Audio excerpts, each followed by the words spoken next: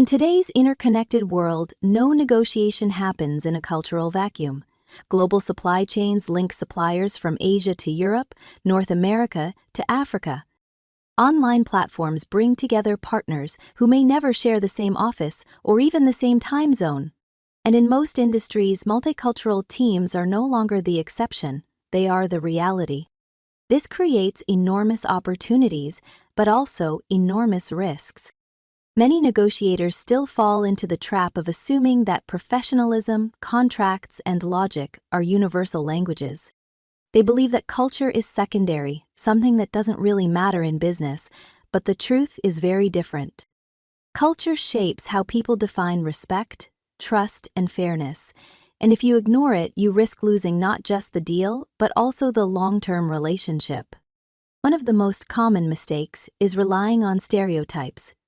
We have all heard phrases like, "Americans are always direct," or "Asians never say no."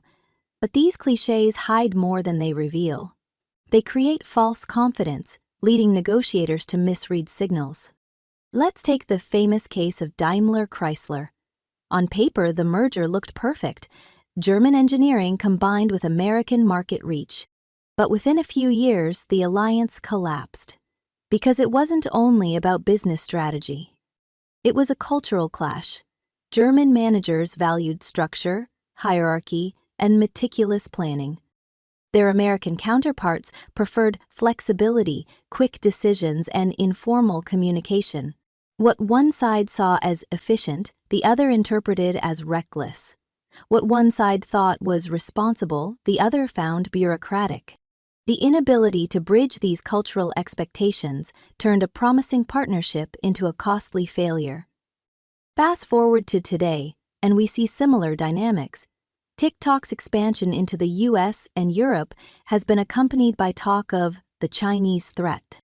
But when you look closer, negotiations with governments, regulators, and partners are less about abstract politics and more about reconciling different expectations. Transparency in the West versus state influence in China, content standards shaped by culture, and different ideas about data privacy. The lesson is simple. You are never negotiating with a nation. You are negotiating with a person, shaped by cultural context but also by their unique role, background, and experience. Culture provides the lens, but the individual brings the nuance. To navigate this complexity, researchers suggest looking at 3 cultural prototypes: dignity, face, and honor cultures. In dignity cultures, like the US, Canada, and Northern Europe, the idea is that every person has inherent worth. Fairness comes from rules, not relationships. Negotiations tend to be direct, explicit, and contract-driven. A deal is binding because it is written down and signed. In face cultures such as China, Japan, Korea, and much of Southeast Asia, maintaining harmony and reputation is central. Direct confrontation risks damaging relationships and causing loss of face. Instead of saying no, a counterpart may say, "This could be difficult," or "We will consider it." Reading between the lines becomes essential. In honor cultures like the Middle East, Latin America, and parts of Southern Europe, reputation and pride are key drivers. Negotiations are often more emotional, more expressive, and deeply tied to respect. A perceived insult can end a deal instantly, while a gesture of respect can secure loyalty for years. So how do you adapt? In dignity cultures, be precise, be transparent, and respect deadlines and the written contract. In face cultures, be sensitive, avoid direct public criticism, and allow for indirect communication and pauses. In honor cultures, show respect openly, recognize status and relationships, and understand that emotions are part of the process, not a distraction from it. This brings us to the most important skill of our time: cultural intelligence, or CQ. Cultural intelligence is not about memorizing a long list of rules for every nationality. It is about being able to read behavior in context, to interpret signals, and to adapt your strategy without losing authenticity. In our times, this is more important than ever. Online negotiations make it harder to read nonverbal cues.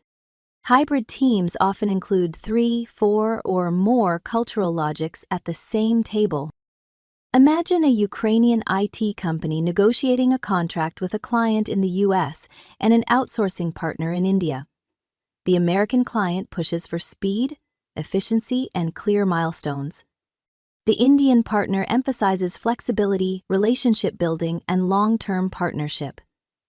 The Ukrainian negotiator must act as a cultural bridge, creating a space where both sets of expectations are respected. Let's look at the principles that allow negotiators to thrive in these situations. 1. Trust comes first.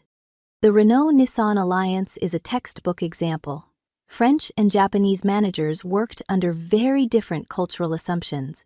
But Carlos Ghosn invested years in building trust, learning Japanese customs, showing respect in small details, and proving reliability. Contracts came later. Trust was the foundation. 2. Adapt. Don't copy.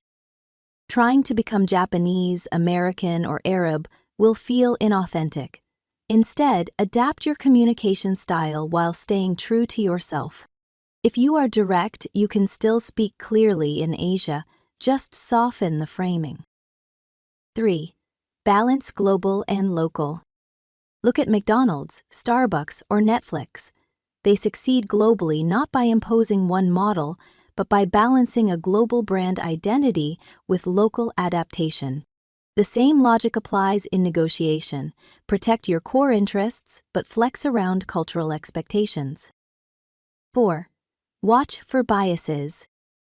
Fairness is not universal. What feels like a fair split in one culture may feel unjust in another. The endowment effect, overvaluing what one already owns, plays out differently across cultures. Being aware of these biases helps you avoid unintentional conflict. So how do we turn all of this into practice? Let's go step by step. The first stage is preparation. Before entering cross-cultural negotiations, do more than just study the numbers and terms. Take time to learn about the cultural environment of your counterpart. Ask yourself, how do they usually define respect? What does trust look like in their context? What signals cooperation for them? This is more than etiquette, it is strategy. Knowing whether punctuality, small talk, or written contracts carry the most weight can determine how your opening move is received. The second stage is mapping not only interests, but also values. Every negotiation has goals, price, timeline, delivery, but behind those goals lie deeper logics. For some, a contract is binding because the law enforces it. For others, a contract is binding because the relationship matters.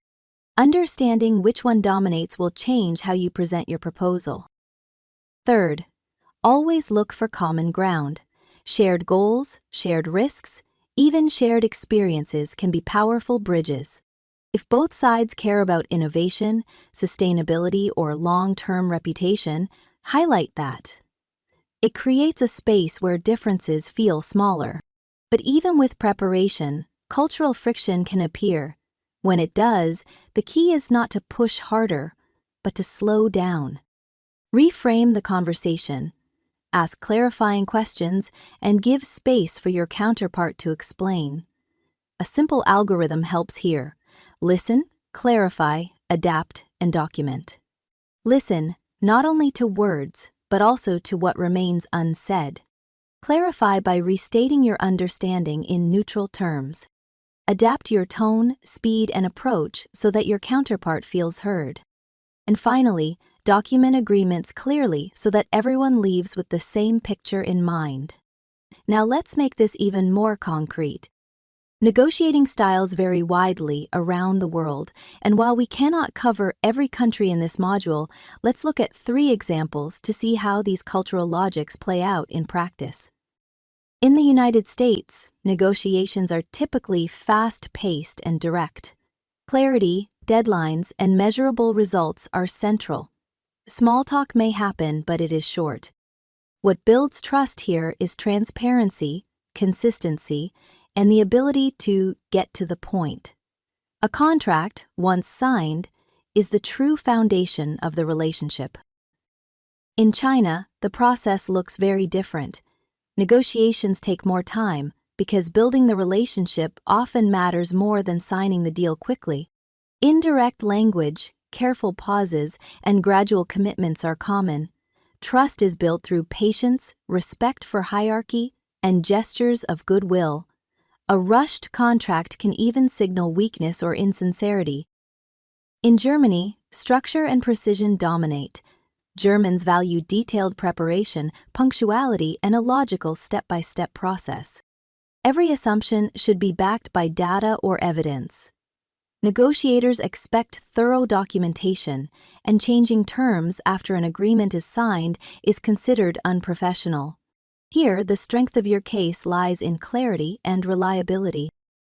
These three examples show how the same negotiation, say, discussing delivery deadlines, would unfold in very different ways. In the US, speed is prized. In China, patience wins. In Germany, structure convinces. And of course, this is just a small sample. In the attached files for this module, you will find a set of negotiation guides covering more than 20 countries. Each one outlines the dominant styles, expectations, and practical tips you can apply. You may not need all of them today, but chances are the moment will come when you negotiate with one of these regions, and having that guide at hand will save you time, mistakes, and frustration. Finally, let's end with 4 golden rules for building lasting cross-cultural partnerships. 1. Earn trust, not with promises, but with consistent actions after the deal is signed. 2. Respect differences and try to take the best from both sides, instead of forcing one model. 3. Expect surprises because no person is only a stereotype. 4. Stay adaptable because what worked at home may not work abroad. These are not just techniques, they are habits. And with practice, they will turn cross-cultural challenges into opportunities for stronger, smarter, and more durable agreements. Cross-cultural negotiation is not about memorizing stereotypes or fixed formulas. It is about seeing people in their full context, professional, personal, and cultural, without ever reducing them to a label. The modern negotiator is more than someone who closes deals. They are a cultural translator who makes different logics understandable, a bridge builder who connects worlds, and an architect of trust who lays foundations for long-term cooperation. And if you carry just one idea forward, let it be this. In today's global world, the true power of negotiation lies not in dominating or persuading, but in bridging differences. This is not a nice-to-have skill. It is the very heart of effective leadership and sustainable success.